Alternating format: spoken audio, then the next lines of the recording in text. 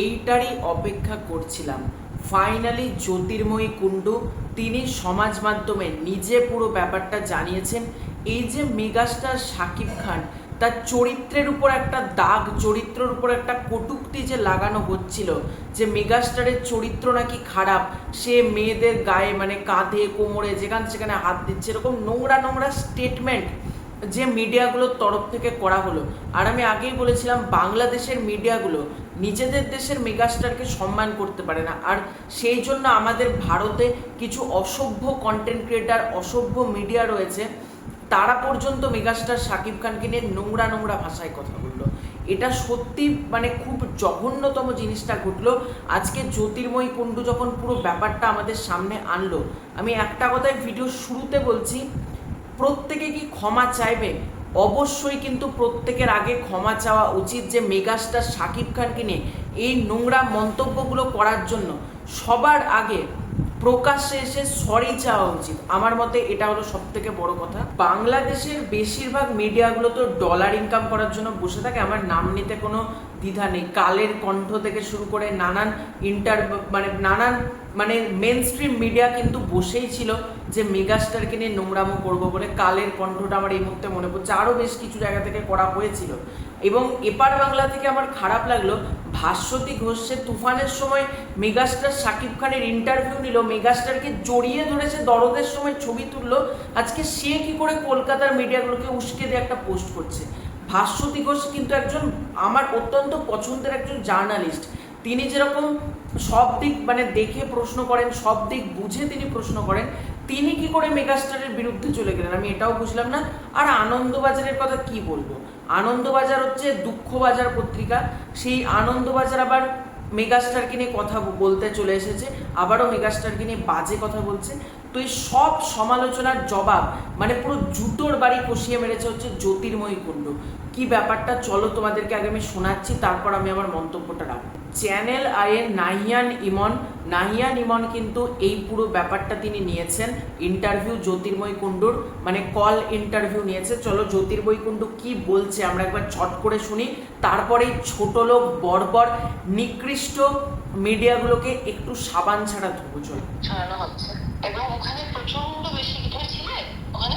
আমি ছিলাম। ওখানে প্রচুর বেশি ক্রাউড ছিল, আমরা ঠিকমতো দাঁড়ানোর জায়গা পাচ্ছিলাম না। আমরা যে জায়গায় দাঁড়িয়ে ইন্টারভিউ দিচ্ছিলাম সেখানেও পিছনে প্রচুর ক্রাউড, সামনে এত এত মানুষজন বসে আছে, আমরা ঠিকমতো দাঁড়িয়ে উঠতে পারছি না। এবং মিডিয়া থেকেই বলা হয় ওখানে যে ছবি তুলতে হবে তিনজনকে, আমার, শাকিব খান এবং ফারিনের। তো সেই মুহূর্তে উনি শুধুমাত্র আমাদের গার্ড করেছিলেন। এবারে সেটা মিডিয়ার সামনে যেভাবে অতিরঞ্জিত ভাবে বলা হচ্ছে সেটা খুবই হতাশ করার মতো। এবং কি বলতো, কেউ কি বোকা যে কার যদি ইন্টেনশনালি এটা করার থাকতো সে কি কখনো 300টা ক্যামেরার সামনে করবে? এটা যেটা মিডিয়ার সামনে বলা হচ্ছে, আমার তো মনে হয় না পৃথিবীতে এত কোনো মানুষ বোকা আছে যে 300টা ক্যামেরা অন আছে সে নিজেও জানে। সে যদি ক্ষতি করার চেষ্টা করতো বা যেটা মিডিয়ার ক্ষতি করার না, যেটা মিডিয়ার সামনে প্রেজেন্ট করা হচ্ছে বারবার। আমরা এটা শুনলাম, এইটুকু পার্টে যেটা বুঝলাম, জ্যোতির্ময়ী কিন্তু ক্লিয়ারলি এখানে জানিয়ে দিচ্ছেন যে আজকে তার যদি এরকম ইন্টেনশন থাকতো 300টা ক্যামেরার সামনে সে এভাবে করতো। আর এটা তো স্পষ্ট, এটা কি কোনো বাচ্চা? এরা মিডিয়াগুলো তো ইচ্ছে করে নোংরামিটা করলো। আজকে 3জন ছবি তুললে ঘাড়ে হাত দিয়ে ছবি তোলা অন্যায়?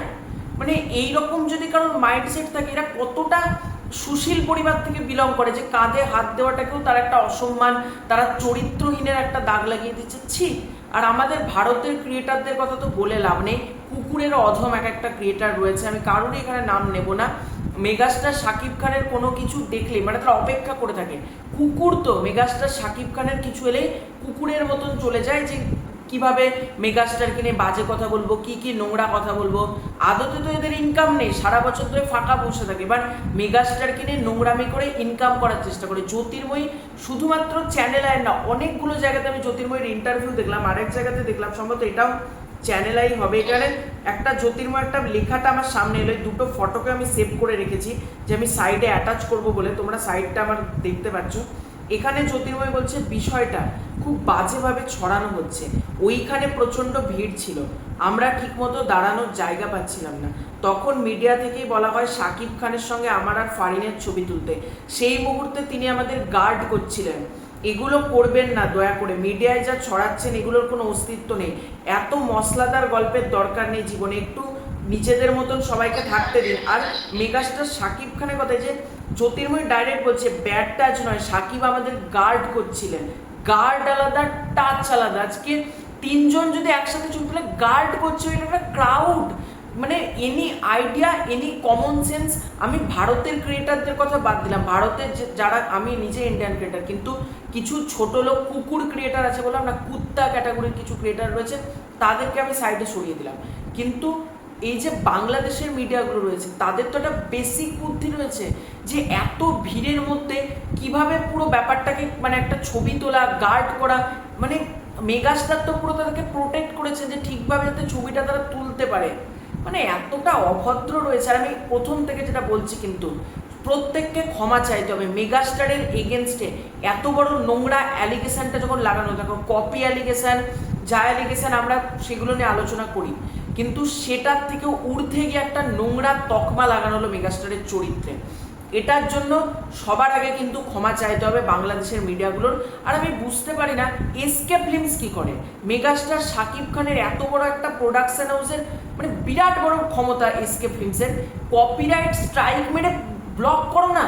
আমার কাছে নিজেও এমন এমন ভিডিও আছে, আমি এসকে ফিল্মসকে পাঠিয়েওছি, কিন্তু তারা কেন স্টেপ নেয় না আমি বুঝি না। আমি নিজে ধরে ধরে এসকে ফিল্মসকে পাঠিয়েছি প্রতিটা ভিডিও, যেগুলোকে ইমিডিয়েটলি ব্লক করুন। মানে আমার নিজে দেখতে বিরক্ত লাগছে এই ভিডিওগুলো, যে সামনে যখন আসছে ইমিডিয়েটলি এগুলো বন্ধ করা দরকার। আর এই নোংরামি যারা যারা করেছে, সেটা ভারত থেকে ক্রিয়েটার হতে পারে, বাংলাদেশ থেকে ক্রিয়েটার হতে পারে, সবাইকে ক্ষমা চাইতে হবে। অন ক্যামেরা ভিডিওতে এসে ক্ষমা না চাইলে কিন্তু আমি বলবো খুব মানে তারা কুকুরের অধম কিন্তু প্রমাণ করবে নিজেদেরকে, যারা ক্ষমা চাইবেন না। তো এটাই ছিল আজকের ভিডিও। তোমাদের পুরো ব্যাপারটাকে নিয়ে কি মতামত কমেন্ট করে জানিও। খুব শীঘ্রই দেখা হচ্ছে নতুন কোনো ভিডিওতে, ততক্ষণের জন্য বাই।